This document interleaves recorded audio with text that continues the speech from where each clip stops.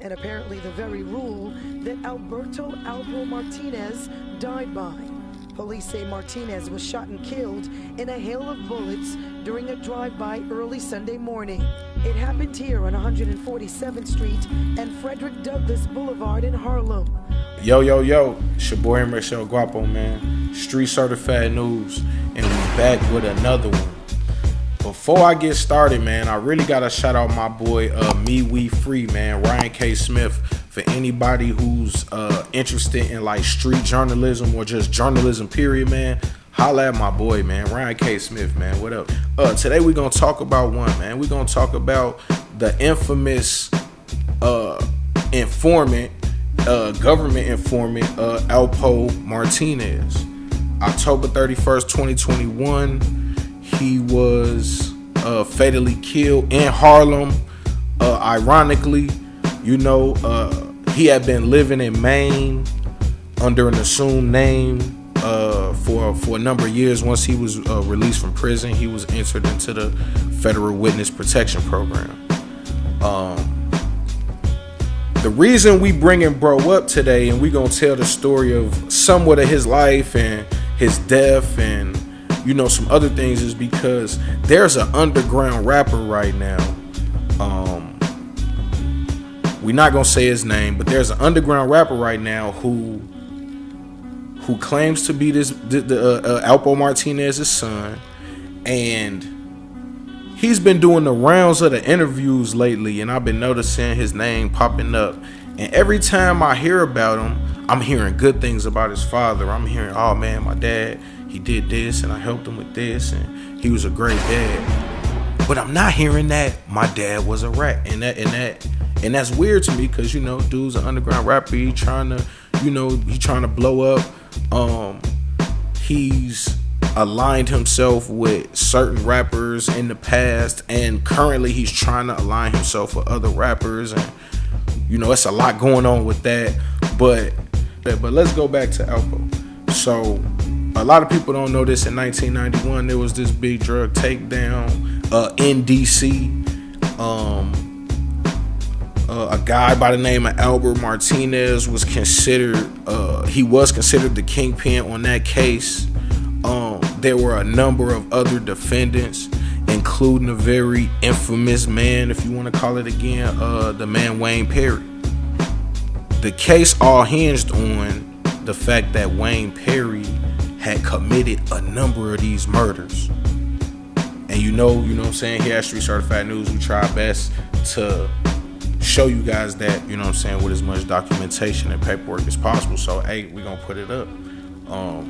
The death penalty indictment of Wayne Perry, where they lay out the number of murders in which he committed, and because of his previous background, things have been aggravated, and the judge signs off on Wayne Perry receiving the death penalty. It's been known in the streets, it's been documented. Like I said, these stories are famous stories. There's been a number of other people that have covered these things. Shout out Al Prophet. We interviewed Al Prophet. If y'all go on the page, man, check it out. We did a podcast with Al Prophet where we talked about a number of things. But Al Prophet, he's pretty well known for covering Wayne Perry. Yeah, so this story is known. Like this, I'm not breaking nothing. You know what I'm saying?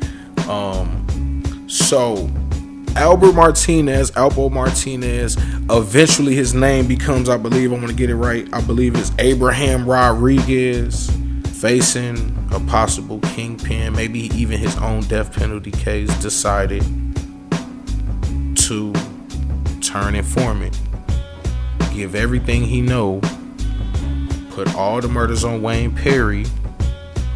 He did receive 35 years, but then he got out, and he was put into the Witness Protection Program. Meanwhile, Wayne Perry, 5 life sentences, but originally it was possibly a death penalty case. A news article came out right after Alpo's death, because ironically he would try to return back to Harlem, get back into the drug trade, and some people get what they deserve.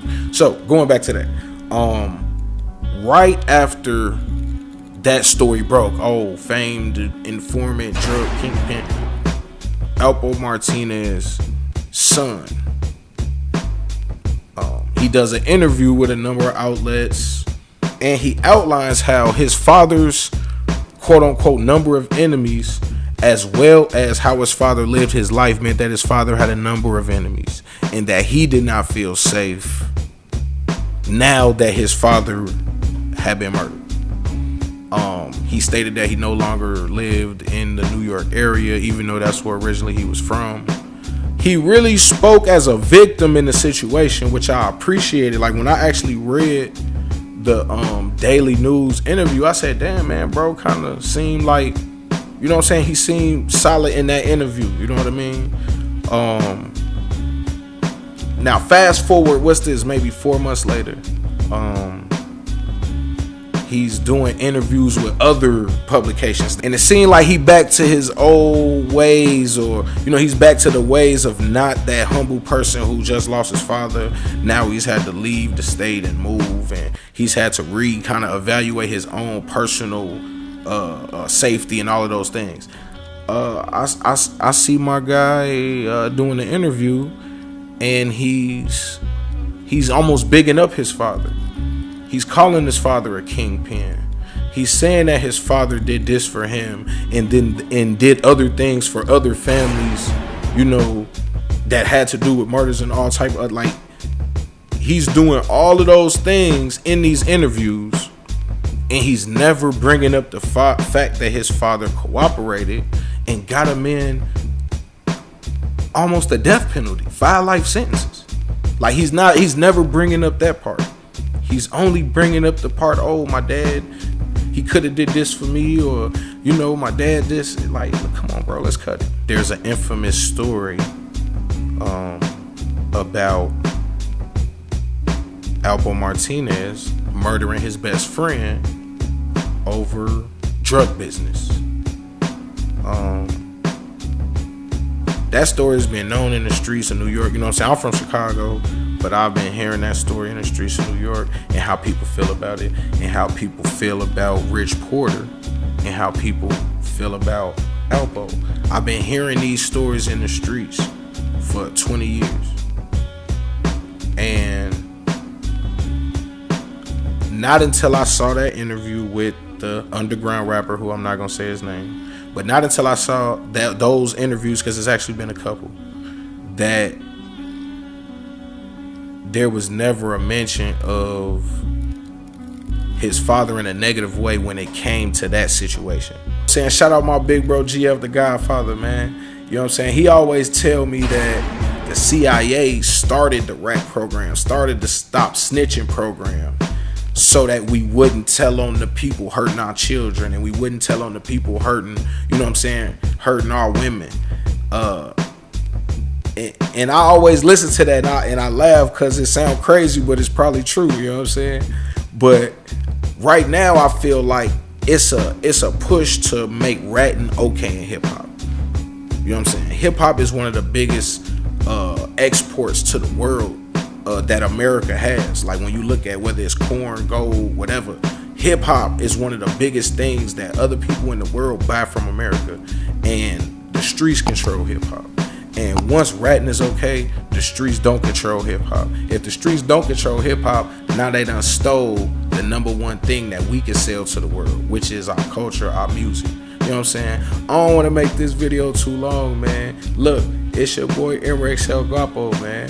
Street Certified News. We out.